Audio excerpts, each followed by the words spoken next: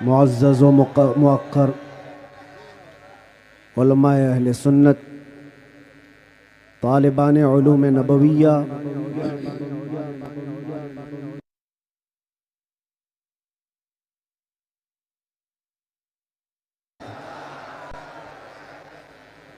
الحمد للہ الحنان المنان الذي خلق الإنسان وعلمه البيان، والصلاة والسلام على رسوله سيد الإنس والجان وعلى آله وأصحابه ذوي الخير والإحسان، أما بعد، فأعوذ بالله من الشيطان الرجيم، بسم الله الرحمن الرحيم. هو الذي أرسل رسوله بالهدى ودين الحق ليظهره على الدين كله. صدق الله مولانا العظيم. بارگاہ رسالت معاب صلی اللہ علیہ وسلم میں درود پاک کا ہدیہ پیش کریں.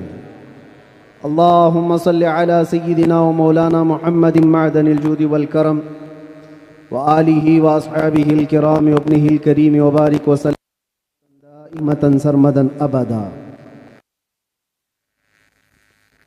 پھونکوں سے یہ چراغ بجھایا نہ جائے گا.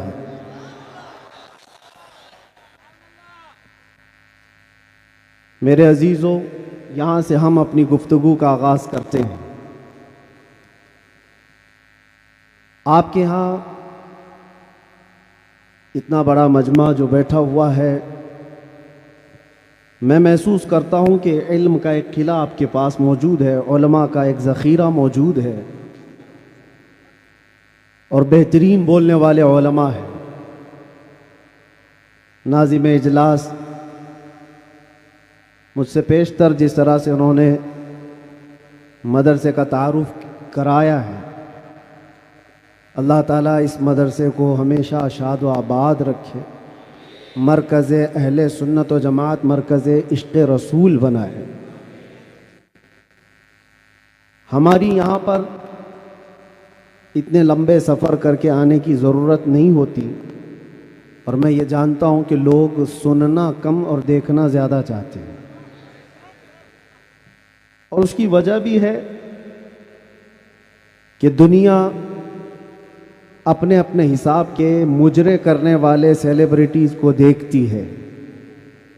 تو یہ امت محمدیہ ہے، نبی کے قیدی کو دیکھنا چاہتی ہے. ظاہر سی بات ہے، جیل سے چھوٹنے کے بعد آدمی چہرہ چھپا کے گھومتا ہے. ہوتا ایسی ہی ہے، جیل کاٹ کے آیا ہے، سزا کاٹ کے آیا ہے، لوگ اس کو دیکھ کر کے تانے مار رہے ہوتے ہیں اور وہ منہ چھپا کر گھوم رہا ہوتا ہے. لیکن یہ قانون ہر جگہ فٹ نہیں ہوتا. وہ اور ہوتے ہیں جو چہرہ چھپا کے گھومتے ہیں، جو نبی کے نام پر جاتے ہیں، وہ یہاں بھی چہرہ اٹھا کے جیتے ہیں، اور انشاءاللہ قیامت کے دن بھی چہرہ ان کا سرخرو رہے گا. اس لیے کہ اقبال نے بہت اچھی بات کہی، آبرو ما زنا میں مصطفیٰ است. ہم سب کی عزت و آبرو مصطفیٰ کے نام سے وابستہ ہے. اور اللہ کریم قرآن عظیم میں ارشاد فرماتا ہے، وَلِلَّهِ الْعِزَّةُ وَلِرَسُولِهِ وَلِلْمُؤْمِنِينَ. عزت اللہ کی ہے، رسول کی ہے، اور مومنین کے لیے ہے.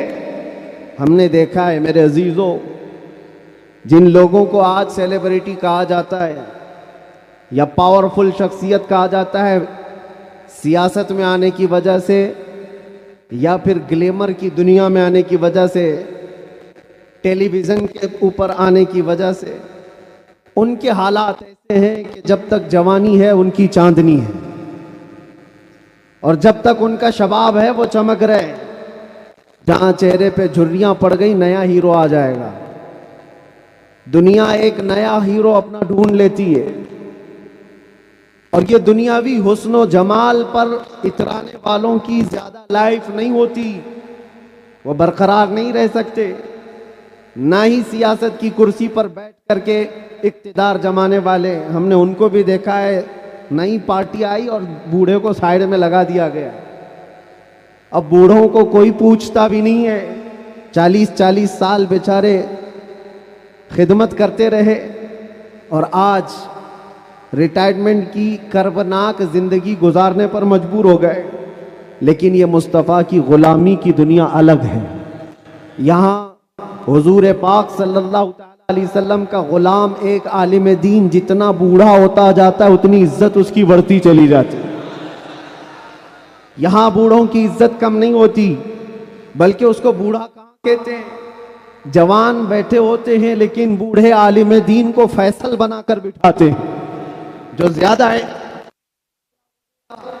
وہ تجربے والا زیادہ ہو گیا، اس کی عزت بڑھتی چلی گئی. اس لیے کہ یہ عزت پاؤڈر لالی کی عزت نہیں ہے، یہ میرے مصطفیٰ کے قدموں سے حاصل کی ہوئی عزت ہے. ہم نے دیکھا ہے مرشد گرامی حضور تاج الشریعہ بدر الطریقہ کو، عمر 75 سال کی ہو گئی، بڑھاپا تھا، لیکن ایک جگہ انہیں بٹھا دیا جائے اور لاکھوں کو ایک طرف، دنیا لاکھوں کو دیکھنا چھوڑ دے گی، اس ایک مرد قلندر پر دیکھتی رہ جائے. کیا یہ حقیقت نہیں؟ ان کو دیکھی ہوئی آنکھیں موجود ہوں گی. وہ حسن و جمال نبی پاک صلی اللہ تعالی علیہ وسلم کی غلامی سے حاصل کیا ہوا حسن و جمال ہے.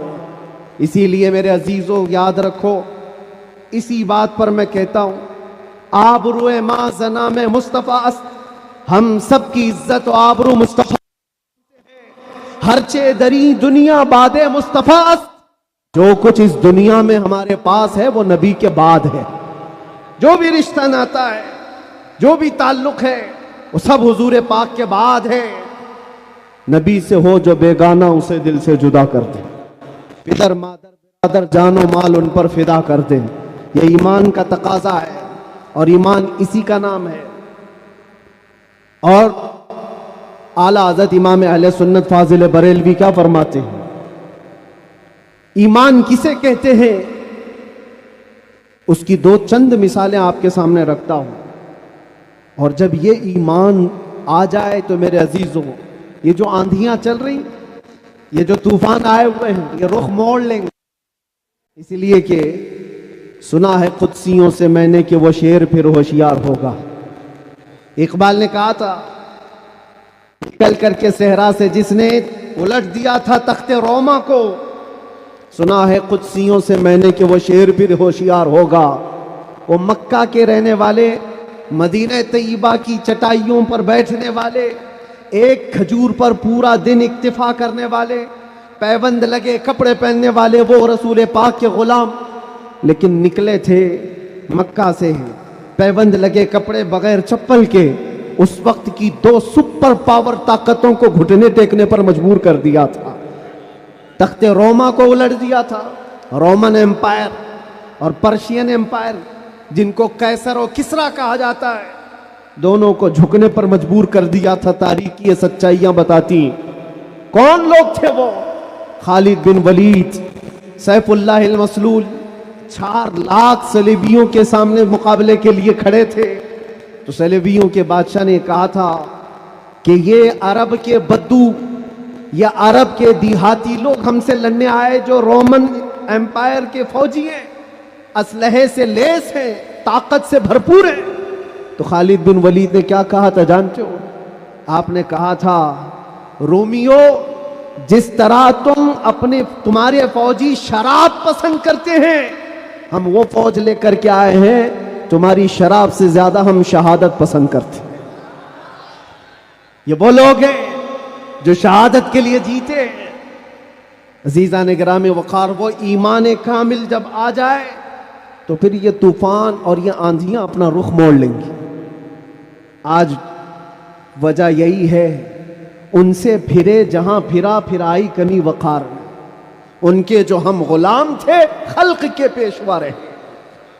حضور پاک صلی اللہ تعالی علیہ وسلم کی غلامی سے جہاں کہیں تم منہ پھیرو گے، تھوڑا سا بھی ہٹو گے، عزت نکال لی جائے گی، عزت ختم کر دی جائے گی. تمہیں جو مرتبہ ملا ہے وہ خیر امت ہونے کا، وہ حضور کی غلامی کی وجہ سے ملا ہے. عمر ابن خطاب رضی اللہ تعالیٰ عنہ 36 لاکھ اسکوائر کلومیٹر پر حکومت کرتے تھے. تب آپ نے یہ نہیں کہا خطاب کا بیٹا عمر اتنے بڑے خطے پر نگران حکومت کر رہا ہے. بلکہ آپ نے کہا تھا ہمیں آج جو عزت ملی ہے وہ حضور کی غلامی کی وجہ سے ملی۔ وہ فخر یہ کرتے تھے، خالد بن ولید 125 جنگوں میں گئے، ہر جگہ فتح یابی، ہر جگہ فتح۔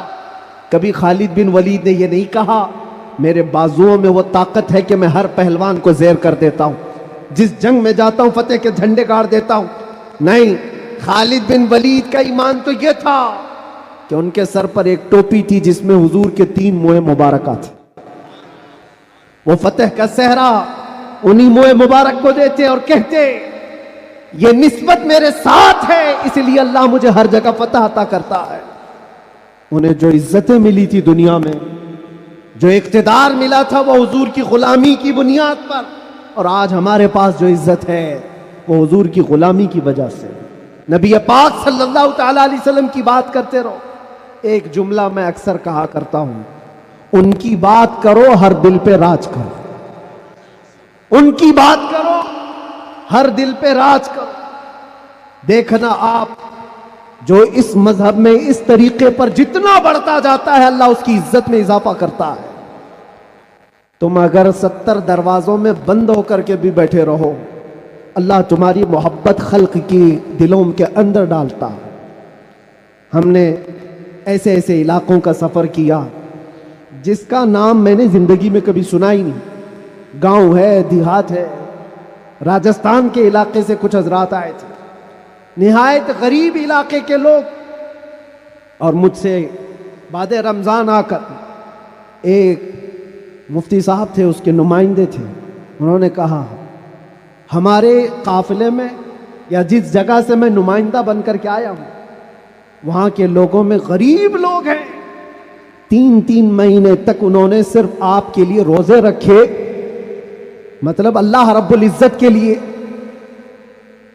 کہ آپ جب اندر تھے ان روزوں کے ذریعے سے اللہ تبارک و تعالی رحم فرمائے۔ یہ باتیں میں نے ایک جگہ سے نہیں، دنیا کے کتنے خطوں سے سنا۔ ہر جگہ سے لوگ یہ جو دعاؤں کا سلسلہ رکھے ہوئے تھے، کس نے ان کو دعاؤں کے لیے آمادہ کیا تھا؟ کون ہے؟ یہ ساری خلقت مجھے پہچاننے والی کیسے بن گئی؟ ان کے دلوں کے اندر کون ڈالا کہ 8 مہینے دروازوں کے اندر ایسا بند تھا کہ میرے بچے مجھے نہیں دیکھ سکتے تھے، میرے بھائی بہن مجھے دیکھ نہیں سکتے، مجھے ملاقات کرنے کی بھی اجازت نہیں دی جاتی، جب اتنے دروازوں کے اندر بند رکھا گیا تھا جہاں چڑیا بھی نہ اڑے۔ لیکن میں نے یہ محسوس کیا لاکھوں دلوں میں اللہ رب العزت نے محبت ڈال رکھی تھی۔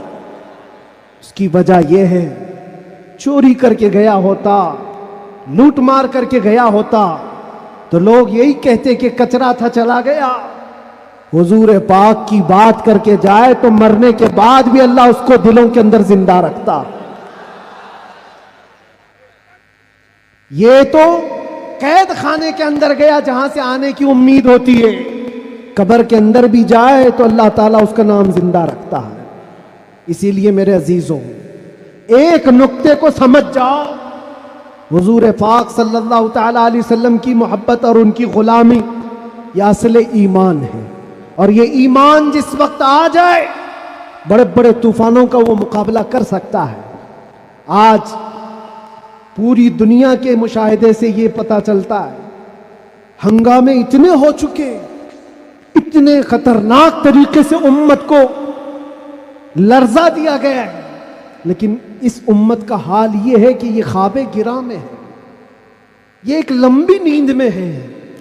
ہمارے نوجوان، وہ بچے جن کو میں آج بھی نشے کے اڈوں پر دیکھتا ہوں تو دل روتا ہے۔ جیل کے قیدیوں میں اکثر وہ لوگ تھے جو نشہ کرتے تھے یا بیچتے تھے، پکڑے گئے اور اندر آئے۔ نام کتنے اچھے ہیں تمہارے اور کام کس طرح کے ہیں۔ کئی لوگوں نے توبہ کیا، لیکن وہ ایک جیل کی بات نہیں، یہاں تقریباً 10 جیلوں میں یہی حال ہے۔ اے نوجوانوں، یاد رکھو ایک بات، اگر حضور سے محبت کرتے ہو تو ہر جمعرات کو تمہارے اعمال فرشتے حضور کی بارگاہ میں لے جاتے ہیں۔ ہر جمعرات کو فرشتے تمہارے نام کے ساتھ حضور کی بارگاہ میں پیش کرتے ہیں فلاں بن فلاں نے ہفتے بھر یہ کام کیے.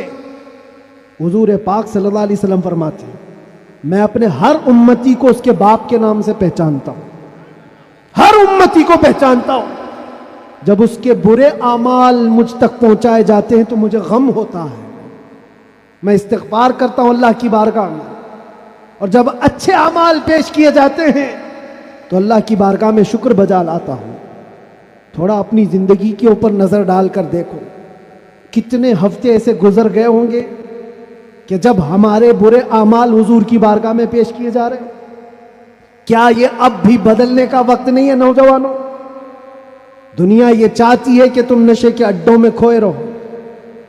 کچھ علاقوں میں ایسے بھی میں نے دیکھے ہیں جہاں بڑے بڑے لوگوں کا انہیں سپورٹ ہے کہ کرو تم نشہ, بیچو تم نشہ, تمہاری نسلیں برباد ہو جائیں, تمہارا علاقہ برباد ہو جائے.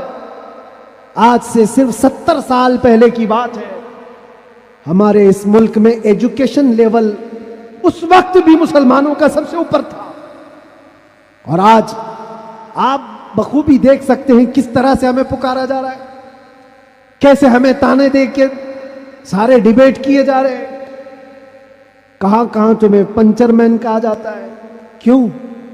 یہ وہ قوم ہے جو پوری دنیا کو علم سکھانے آئی ہے, خیر امت تم تھے, ان سے پھرے جہاں پھرا پھرائی کنی وقار. آپ کو ایک بات میں بتاؤں, یہ رونا کب تک روتے رہو گے؟ یہ ہماری جائیدادیں لوٹ رہے ہیں, یہ ہمارے وقت کی املاک کو ہڑپ کرنے جا رہے ہیں. دین پر, قرآن پر, اسلام پر, حضور کی ذات پر, ہر چیز پر نشانے اور ہر چیز پر انگلیاں اٹھائی جا رہی. تم کب تک احتجاج کرتے رہو گے؟ کب تک سڑکوں پر آؤ گے؟ کب تک اپنی آوازیں اٹھا کر کے پوچھتے رہو گے؟ کیا تمہارا کام صرف اتنا ہی رہ گیا؟ ایک بات یاد رکھو, جو ڈاکو ہوتا ہے اس کا کام ہی ہے لوٹنا. آج وہ کیا لوٹ رہے ہیں, کس پر ڈاکہ ڈال رہے ہیں, میں اس کی بات نہیں کرتا. مجھے رہزنوں سے غرض نہیں, تیری رہبری کا سوال ہے. تم امت مصطفیٰ ہو, تم کن کاموں میں مصروف ہو یہ دیکھنے کی بات ہے. مجال نہیں ہوتی میرے عزیزوں, مسجد, مدرسہ, مزارات اولیاء, حضور کی ذات, قرآن اور اللہ کی ذات یہ بہت بلند ہے. صرف تمہاری داڑھی کی طرف بھی انگلی اٹھانے کی کسی کی ہمت نہ ہوتی اگر تم سچے غلام ہوتے, کیونکہ یہ اللہ کا وعدہ ہے, وَلَا تَهِنُوا وَلَا تَحْزَنُوا وَأَنْتُمُ الْأَعْلَوْنَ إِن كُنتُم مُؤْمِنِينَ. تم گھبراؤ مت, پریشان مت ہو, تم سب سے زیادہ بلند رہو گے اگر تم سچے ایمان والے ہو. اور ایمان کسے کہتے ہیں؟ ایمان کسے کہتے ہیں؟ لا یؤمن احدکم حتی اکون احب الیہ من والدہ وولدہ والناس اجمعین. یہ میرے آقا صلی اللہ علیہ وسلم فرماتے ہیں تم میں سے اس وقت تک کوئی پورا مومن نہیں ہو سکتا جب تک کہ ساری دنیا تمہارے مال, اولاد, ماں باپ سب سے زیادہ مجھ سے محبت نہ کرے. اور ابھی میں سوال کرتا ہوں, سارے ہاتھ بھی اٹھا دیں گے, بہت سارے کھڑے بھی ہو جائیں گے, جوش میں بھی آ جائیں گے. صرف اگر میں اتنا پوچھوں, کیا آپ اپنے نبی پاک صلی اللہ علیہ وسلم سے اپنی جان سے زیادہ محبت کرتے ہیں؟ میں ہاتھ اٹھانے نہیں کہہ رہا ہوں, سب تو کہتے. یہ سوال ایسا ہے, یہ سوال ایسا ہے. حضرت ابو بکر شبلی کہتے اسی سوال سے میں ڈرتا ہوں ہمیشہ کہ اگر کوئی پوچھ لے مجھ سے کیا تو حضور پاک صلی اللہ علیہ وسلم سے اپنی جان سے زیادہ محبت کرتا ہے, اس سوال سے تو میں ڈرتا ہوں. پوچھا گیا کیوں؟ کہا اس سوال کے جواب میں اگر نہ کہہ دیا تو ایمان ہی چلا گیا, وہ آدمی کا ایمان ہی ختم ہو گیا. اور اگر ہاں کہتا ہوں تو میرے اعمال مجھ کو کوستے ہیں. کہاں تو جان سے زیادہ محبت کی بات کر رہا ہے اور کہاں تیرے عمل جس سے محبت کی جاتی ہے. تقاضا یہ ہے اپنا ہر عمل اپنے محبوب کے عمل کے مطابق ہونا چاہیے. اور حضور اکرم صلی اللہ علیہ وسلم نے یہ بھی فرمایا لا یؤمن احدکم حتی یکون ہواہ تبعا لما جئت بہ. تم میں سے اس وقت تک کوئی مکمل مومن نہیں ہو سکتا جب تک وہ اپنی خواہشات کو میری مرضی کے مطابق نہ بنا دے. تمہاری اپنی خواہشات جو تم کہتے ہو نا یہ ہماری لائف ہے, ہمیں انجوائے کرنے دو, ہماری لائف ہے ہمیں جینے دو. کسی جوان کو پکڑ کر کے کہو مولانا صاحب ابھی تو ہماری 20-25 سال کی عمر ہے, جینے دو, عیش کرنے دو. اے نوجوان تجھے پتا ہی نہیں یہ تیری زندگی نہیں ہے, یہ تیری لائف نہیں ہے. زندگی یہ نہیں کسی کی کسی کے لیے, زندگی ہے نبی کی. نہ سمجھ مرتے ہیں زندگی کے لیے, جینا مرنا ہے سب کچھ نبی کے لیے. ہماری اپنی زندگی کا ہے, جو ملی ہے زندگی یہ حضور کے لیے ملی ہے, یہ امانت ہے. ابھی آپ نہیں سن رہے تھے امام اہل سنت فاضل بریلوی نے کیا فرمایا؟ جب بندہ اس مقام کو پہنچ جاتا ہے کہ اپنا سب کچھ حضور کے لیے قربان کرتا ہے اور پورا مومن بنتا ہے, تب جا کر کے وہ کہتا ہے یا رسول اللہ دہن میں زبان تمہارے لیے, بدن میں ہے جان تمہارے لیے. ہم آئے یہاں اور اٹھے بھی وہاں. یہ کب کہتا ہے بندہ؟ جب اس کا ایمان مکمل ہو جائے. میرا اپنا کچھ نہیں ہے, جو کچھ ہے وہ حضور کا ہے. دہن میں زبان تمہارے لیے, بدن میں ہے جان تمہارے لیے. ہم آئے یہاں تمہارے لیے, اٹھے بھی وہاں تمہارے لیے. یہ صحابہ کا مسلک تھا میرے عزیز. انہوں نے اپنے سارے رشتے حضور پاک کی مرضی پر لا کر ختم کر دیے تھے. سارے رشتے اگر حضور سے جدا ہیں تو ان کا کوئی رشتہ نہیں تھا, کوئی رشتہ نہیں تھا. آج ہمیں اس ایمان کو زندہ کرنا ہے. یہ عہد کر کے جاؤ, بڑے بڑے نعرے لگا کر, بڑے بڑے جلسے کر کے, جلوس کر کے, یا سڑکوں پر آ کر کے اگر تم یہ سوچتے ہو شکتی پردرشن سے بہت کچھ ہو جائے گا. دنیا جھکتی نہیں ہے, انسانوں کے ریلے سے نہیں ڈرایا جا سکتا. ہم نے دیکھا ہے انسانوں کے ریلے سے دنیا نہیں ڈرتی. پاؤں سے معذور لنگڑا بھی ہو لیکن اگر ویل چیئر پر بیٹھ کر لبیک پکارے پورا یورپ ہلنے لگتا ہے.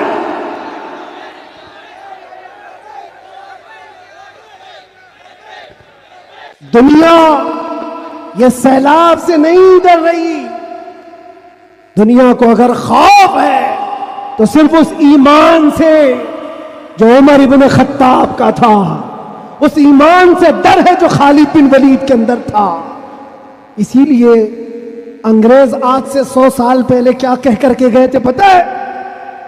ہمارے بارے میں یہ کہہ کر کے گئے تھے یہ فاقہ کش موت سے ڈرتا نہیں, ذرا روح محمدی اس کے بدن سے نکال دو. وہ یہ کہتے تھے روح محمدی اس کے بدن سے نکال دو. ڈر اسی بات سے ہے, ڈر اسی بات سے ہے. جہاں روح محمدی آ گئی دنیا کو پتا ہے یہ سویا ہوا شیر جاگ گیا تو بہتوں کی نیند حرام کر دے گا. جتنے کتے ہیں سب بل میں چلے جائیں گے. حقیقت ہے جتنے کتے ہیں سب بل میں چلے جائیں. اور مجھے لوگ یہ کہتے ہیں, مجھے یہ کہتے ہیں کہ ڈر لگتا ہے, پھر آپ کتا کہہ رہے ہیں. میرے عزیزوں, ہم ہندوستان میں رہتے ہیں, ہماری ہر گلی کوچے میں کتا ہوتا ہی ہے. مجھ سے باضابطہ طریقے سے سوال جواب کر رہے تھے, آپ تقریر میں اس طرح سے کہہ رہے ہو, کتا کہہ رہے ہو, کتا کہہ رہے ہو. میں نے کہا کس کو کہہ رہے ہو؟ میں نے کہا کتے کو کتا کہا. کس کو کہا جائے گا؟ ہم کتے کو کتا نہ کہیں تو آپ بولے ٹامی بولے. عزیزان گرامی وقار, مجھے اس سے لینا دینا نہیں. بات یہ ہے کتے کیوں بھونک رہے ہیں اس سے کیا غرض, شیر کیوں سویا ہے اس سے غرض ہے. شیر کیوں سویا ہے اس سے مجھے غرض ہے. نبی پاک صلی اللہ تعالی علیہ وسلم کی امت بزدل تو نہیں ہو سکتی, بزدل نہیں ہو سکتی. ہم کفن بردوش ہیں. ہم دنیا میں آئے اللہ اکبر سن کر کے آئے اور جائیں گے تو اللہ اکبر سن کر جائیں گے. ہے یا نہیں؟ پیدا ہوئے تھے تو کانوں میں کیا سن گئے؟ کسی مولوی صاحب نے اذان دی تھی کہ نہیں دی تھی؟ اللہ اکبر کہا تھا کہ نہیں کہا تھا؟ ارے جس دن پیدا ہوئے تھے اسی دن کہا تھا. کیوں کہا تھا؟ یہ تجھے پتا چلے اللہ اکبر کا مطلب اللہ سب سے بڑا ہے، باقی کوئی بڑا نہیں ہے. دوسرے سے ڈرنے کی ضرورت نہیں، اللہ سب سے بڑا ہے. اور جب مرو گے تو امام صاحب جنازے پہ کھڑے ہو کر کے کیا کہیں گے؟ نماز کے لیے رکعت باندھیں گے کہ نہیں؟ اللہ اکبر. جاتے ہوئے بھی ہمارا یہ قانون ہے کہ وہ اللہ کو سب سے بڑا مان کر کے جا رہا ہے. تو پھر یہ بیچ کی زندگی میں ایرے غیرے نتھو کھیرے سے ڈر کیوں؟ زیادہ سے زیادہ یہاں یہ ہوگا جو ہمارے ساتھ ہوا ہے. میاں یہ تو چند دنوں کی بات تھی. صحابہ اکرام میں وہ لوگ ہیں جو 16 سال تک قید کی سزائیں کاٹے ہوئے. حضور پاک صلی اللہ علیہ وسلم کے زمانے میں 16 سال تک قید رکھا گیا. وہ بھی آج مثالیں بہت ہیں، موجود ہیں. آزمائش کا دور، اگر اللہ نے ہماری زندگی میں یہ لکھا ہے تو وہ قبول کرو. اور یہاں آئے ہیں مرنے کے لیے، موت تو آنی ہے سب کی، لیکن ایک مومن موت سے ڈرتا نہیں. کیوں؟ موت اس کے لیے حادثہ ہے جس کا یہ سوچنا ہے کہ مرنے کے بعد جلنا ہے، مرنے کے بعد پھر پتہ نہیں کس شکل میں پیدا ہونا ہے. کتا پیدا ہونا ہے، بلی پیدا ہونا ہے، چوہا پیدا ہونا ہے، سانپ پیدا ہونا ہے. ڈر ہے. مومن موت سے ڈرتا نہیں، اس لیے کہ مومن کا یہ عقیدہ ادھر آنکھ بند ہوگی ادھر دیدار مصطفیٰ ہوگا. اور قبر میں بھی جائے تو کیا خوب کہا ہے ایک عاشق رسول نے، کیا خوب کہا ہے. جب منکر نکیر آ کر اسے اٹھائیں گے سوال جواب دینے کے لیے، تو عاشق مصطفیٰ جو قبر میں گیا وہ کیا کہتا ہے؟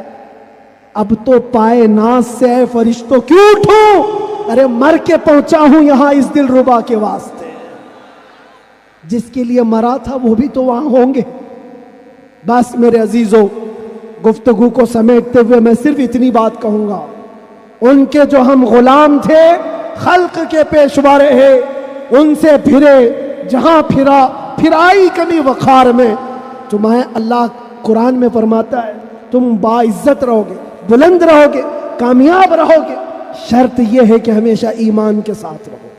ایمان کے ساتھ رہو. اور ایمان کون سا ہے؟ مسجد میں تم سچے ہو گئے، بازار میں جھوٹے ہو گئے، یہ ایمان کا تقاضا نہیں ہے. تم تجارت پر بیٹھے ہو، لوگوں کو دھوکہ دے رہے ہو یا پھر چیٹنگ کر رہے ہو، یہ ایمان کا تقاضا نہیں.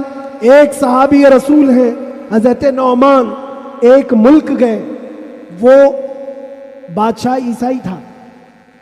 جب اسے خبر ملی کہ عرب کے محمد صلی اللہ علیہ وسلم کا ایک سفیر آیا ہوا ہے، ایمبیسیڈر آیا ہے، تو اس بادشاہ نے ریشم کا قالین بچھایا اور سونے کی کلائی کی ہوئی کرسی رکھا ان کے استقبال کے لیے. لیکن جب وہ آئے، صحابی رسول حضرت نعمان، اپنی تلوار سے انہوں نے وہ قالین کو ہٹا دی، جو ریشم کا قالین بچھا ہوا تھا ہٹا دیا. کہا میں زمین پر چل کر جاؤں گا. پھر جب کرسی دیکھی سونے کی ہے، ہٹا دیا. کہا میں عام کرسی پر بیٹھوں گا. بادشاہ نے کہا اتنا ایٹیٹیوڈ ہے، ہم نے آپ کی عزت کے لیے سب کیا تھا، ہم بہت عزت کرتے ہیں آپ کی، محمد صلی اللہ علیہ وسلم کے آپ سفیر بن کر کے آئے. اس صحابی نے کیا جواب دیا؟ کہا میں جس نبی کا ماننے والا ہوں اس نبی نے فرمایا مرد کے لیے ریشم کا استعمال حرام ہے، مرد کے لیے سونے کا استعمال حرام ہے، میں حرام چیز کا استعمال نہیں کر سکتا. وہ کہاں تھے؟ دوسرے ملک میں تھے. حضور کہاں ہیں؟ مدینے میں. بادشاہ نے کہا آپ تو بہت دور ہیں، وہ نبی کے ملک سے کافی دور ہیں، یہاں اگر آپ استعمال کر بھی لیں تو کیا خبر. صحابی نے جلال میں کہا میرا ایمان یہ ہے میں جس خطے میں میں بھی رہوں گا میرے نبی کا غلام بن کر رہوں گا. دھوکہ نہیں دے سکتا اپنے نبی کو کہ یہاں پر حضور کا غلام ہوں اور کسی جگہ غلام نہیں ہے. آپ سب کی بھی زندگی ایسی ہو کہ دنیا تمہیں کسی بھی جگہ دیکھے تو پہچان لے کہ حضور کا غلام ہے. سچ بولتا ہے, دھوکہ نہیں دیتا, جھوٹ نہیں بولتا. یہ تمہاری خصلتیں ہونی چاہیے, تمہاری عادتیں ہونی چاہیے. آج اگر کوئی یہ پوچھے نشہ کہاں ملتا ہے تو تمہارے محلے کی طرف کوئی اشارہ نہ کرے, کوئی تمہارے محلے کی طرف نہ آئے. سب کی یہ ذمہ داری ہر نوجوان کی کہ جانتے ہو حضور فرماتے تمہارے تلوے میں کانٹا بھی چبھے تو اس کے درد کا مجھے احساس ہوتا. وہ نبی, اور تم اگر نشہ کر کر کے اپنے آپ کو تباہ کر لو گے, اپنے آپ کو برباد کر لو گے, تو اس رسول کو بھی آپ ٹھیس پہنچا رہے ہو, حضور پاک صلی اللہ تعالی علیہ وسلم کو تکلیف پہنچا رہے ہو. بدلو اپنی اس زندگی کو. اور میرا میسج یہی ہے, اٹھو وہ گھر نہ حشر نہ ہوگا پھر کبھی, دوڑو کے زمانہ چھال اپنی چل گیا. قوت عشق سے ہر پست کو بالا کر دو, دہر میں نام محمد سے اجالا کر دو, دہر میں نام محمد سے اجالا کر دو. اور یہ جو رونا ہے ہمارا, یہ سارے مسئلوں کا حل کیا ہوگا, ہمارا فیوچر کیا ہوگا, ہمارا مستقبل کیا ہوگا. ارے اللہ کریم قرآن میں فرمایا ہے, جس سے میں اپنی گفتگو کا آغاز کیا تھا, پھونکوں سے یہ چراغ بجھایا نہ جائے گا. یہ دین اسلام تمہارے اور ہمارے باپ سے چلایا نہیں جائے گا. یہ اللہ کریم کا نظام ہے. چنگیز بھی آئے, ہلاکو بھی آئے, بڑے بڑے آئے, سڑے سڑے آئے, اس درخت کو ہلانے کی کوشش کرتے رہے, اور نام و نمود بھی ختم, نام و نمائش بھی ختم, سب چلے گئے. باقی مگر اب تک نام و نشاں ہمارا. یونان و مصر و روما سب مٹ گئے جہاں سے, باقی مگر ہے اب تک نام و نشاں ہمارا. اقبال نے یہ سچ کہا تھا, توحید کی امانت سینوں میں ہے ہمارے, آسان نہیں مٹانا نام و نشاں ہمارا. اس بات کو یاد رکھو, تمہارے مٹ جانے سے, میرے قتل ہو جانے سے اسلام نہیں مٹتا, اسلام ختم نہیں ہوتا. اندھے لوگ اگر یہ سوچ کر کے بم برسا رہے ہو, قتل عام کر رہے ہو, تو انہیں کان کھول کر سوچ لینا چاہیے. کربلا کی دھرتی پر امام حسین کے پورے خاندان کو قتل کر دیا گیا, اس وقت جب اسلام نہیں رکا تھا, تو اس سیلاب سے کبھی اسلام نہیں رکنے والا. یہ صبح قیامت تک چمکتا دمکتا رہے گا. اللہ فرماتا ولو کری ہل کافرون, اگرچہ کافروں کو اچھا نہ لگے, اللہ تعالیٰ اس دین کو غالب رکھے گا. آپ بدلو اپنی زندگی کو, سچے مسلمان بنو, سچے اسلام کی پیروی کرو, تاکہ دنیا کو آج جو یہ پروپیگنڈا پھیلا کر کے سمجھایا جا رہا ہے, اس پروپیگنڈے کو بدل کر کے دکھاؤ کہ نہیں, جھوٹ ہماری خصلت نہیں ہے, بددیانتی ہماری عادت نہیں ہے, بلاತ್ಕಾری ہم میں سے نہیں ہو سکتے, چور چمار ڈاکو نشہ خوری یہ ہم میں نہیں ہو سکتی. یہ ساری خصلتوں کو اپنے معاشرے سے دور کر کے پھر ثابت کر کے بتاؤ کہ حضور پاک کا غلام جدھر سے گزرتا ہے خوشبوئیں پھیلا کر جاتا ہے. اور عزت پھر تم دیکھو گے میرے عزیزوں, عزت فوج جمع کرنے کا نام طاقت نہیں ہے, ایمان کی قوت بڑھانے کا نام اصل طاقت ہے. یہ طاقت واپس آ جائے انشاءاللہ العزیز. ایک جملہ کہتا ہوں, سنو, کان کھول کر سنو, بہت اچھی بات ہے. یہ میری پوری تقریر کا خلاصہ, لب لباب, حاصل کلام. کیا کیا چیزیں تمہیں چاہیے, کیا کیا چیزیں چاہیے؟ تخت چاہیے, سیاست چاہیے, قیادت چاہیے, حکومت چاہیے, ایجوکیشن میں مہارت چاہیے, بڑی کامیابی چاہیے. کیا کیا چاہیے؟ زمین چاہیے, جائیداد چاہیے, اوپر تک اڑنا آنا چاہیے. کیا کیا چاہیے؟ سب جمع کر لو. ایک ہی چیز ہے, ایک ہی چیز ہے کہ محمد سے وفا تُونے تو ہم تیرے ہیں. یہ جہاں چیز ہے کیا؟ لوح و قلم تیرے ہیں, لوح و قلم تیرے ہیں. اور آج ہم نے محسوس کیا ہے, مجھے کون پہچانتا تھا, میں کس خاندان سے ہوں, یہ میٹر نہیں کرتا. میں اپنے باپ کے نام سے، اپنے خاندان کے نام سے یا کوئی سیاسی عہدہ رکھنے کی وجہ سے نہیں پہچانا جاتا، بلکہ اگر پہچانا جاتا ہوں تو صرف اس بنیاد پر جب تک بکے نہ تھے تو کوئی پوچھتا نہ تھا یا رسول اللہ تم نے خرید کر ہمیں انمول کر دیا، لبیک یا رسول اللہ